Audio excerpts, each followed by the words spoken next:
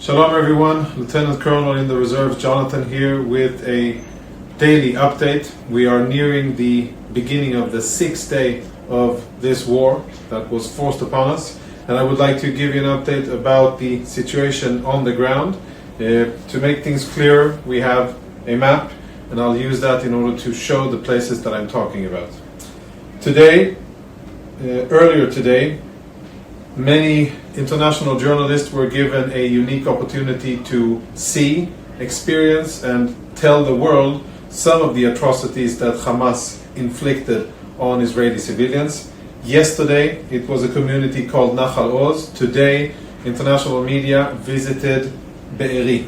Kibbutz Be'eri, this is the Gaza Strip here, as I'm sure you're all too familiar. If we zoom in closer, we can see that if we zoom in and see the distance between the Gaza Strip here, the border, and our fence, and then we have Kibbutz Be'eri here. So quite a distance, not at all the closest community. Nahal Oz and Kfar Aza were much closer, but definitely one of the communities that was close. And today, I'll zoom in on the community itself. You can see the lush green trees, the grass, and the nice houses and agricultural areas. Unfortunately, that is no longer how Kibbutz Be'eri looks. And if you want to see footage of how it looks inside, I suggest to watch Fox coverage or I-24 or many of the other international media that were given specific access to this to show what this area looks like after Hamas terrorists went in and butchered Israeli civilians, and after Israeli troops got in there and fought and killed all of the terrorists that made it in. The scenes are out of a zombie movie. It's a war zone. And I've heard a seasoned war correspondent who, after walking there, described it as the worst thing he has ever seen. Nothing less. And that should tell you something how horrific the scenes were. So out of 1,000 people, Israelis who lived in this beautiful community, more than 100 were killed. And today many body bags were evacuated from that kibbutz, including those of children and including those of babies. And we got very, very disturbing reports that came from the ground that there were babies that had been beheaded. And I admit it took us some time to really understand and to verify that report. And it was hard to believe that even Hamas could perform such a barbaric act. But after eyewitnesses came forward and after a senior official in the Israeli coronary service, Zaka, came forward on record on CBS News and said, yes, I saw the bodies of beheaded babies, I think we can now say with relative confidence that this is unfortunately what happened in Be'eri. This is what Hamas did to Israeli civilians. There was bodies scattered everywhere, mutilated, women and children that were handcuffed and shot, executed, houses torched and burned, and people who were either burned inside or suffocated, those that Hamas couldn't get in and force them out.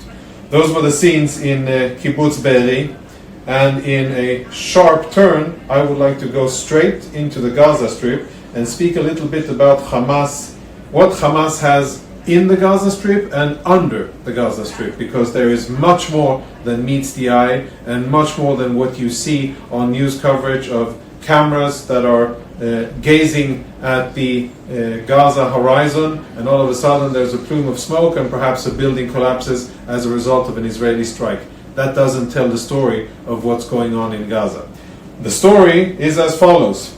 This area, the Gaza Strip, is one of the densest populated areas in the world, about 20 miles from one end to the other, and about 9 miles in the widest location, and less than 6 in the most narrow.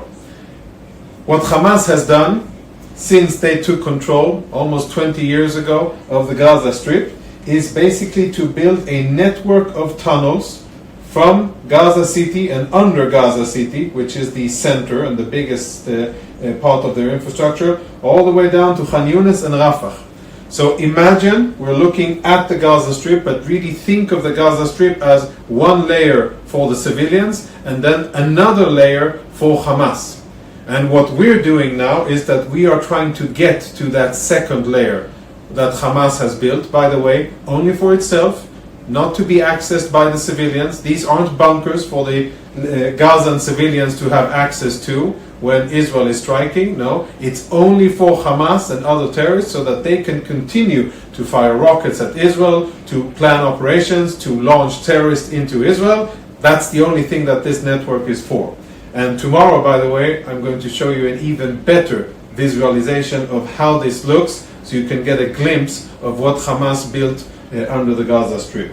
So that is what we're attacking, and the Israeli Air Force has been striking a lot of targets in various neighborhoods in Gaza. This is a zoom in on Gaza City. There's a neighborhood here in this area called Rimal. That was quite heavily targeted because there's lots of Hamas infrastructure and other facilities in this area, and there's other neighborhoods along the Gaza Strip that have been targeted for the simple fact the neighborhood wasn't targeted, but specific military targets inside were targeted, and many of them were struck. What we're doing is prioritizing striking commanders, senior officials in Hamas from all echelons. Whenever we have intelligence that indicates the whereabouts of a senior Hamas official or military commander, we strike in that location. And the places where we know that Hamas has infrastructure, whether it is financial or construction or command and control, collection of intelligence, research and development, whatever it is, if it belongs to Hamas, we are striking it. And that's what's going on in the Gaza Strip today as we speak during the night, and that's what we've been doing over the last, let's say, day and a half in a significant aerial campaign. Outside of the Gaza Strip, you can see the area here, is where our 300,000 plus minus ground forces are located, reserve forces that have been called up in what is the biggest and fastest reserve call-up in Israeli history. They are now in the south, and if you've been watching TV, you've seen tours or convoys of tanks, APCs, artillery pieces, and many other things that are in the south, directed towards the Gaza Strip and making preparations for the next stage of the war, which will come when the timing is opportune and fit for our purposes. Let's move up and zoom out and quickly go over events that that happened during the night in the northern part of Israel. So I've zoomed out and we can see the border with Lebanon here, Golan Heights, Lake Tiberias, and Lebanon on this side and Israel here. So we've had a few events on the northern border. The bottom line is that Hezbollah is deployed on the other side of the border. We are deployed in significant numbers, strength and capabilities on the southern part of the border, and we are very vigilant to any attempt by Hezbollah to escalate the situation. There was one attempt by Hezbollah. They fired an anti-tank missile yesterday, unfortunately wounded one soldier, but other than that, relatively stable on the northern front, and we are monitoring the situation there to make sure that it doesn't change.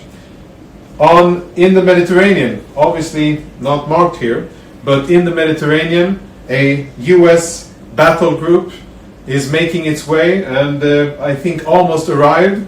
I think they'll be positioned somewhere around here, northern part of Israel, along the Lebanese coast, at a safe and tactically wise distance from that area.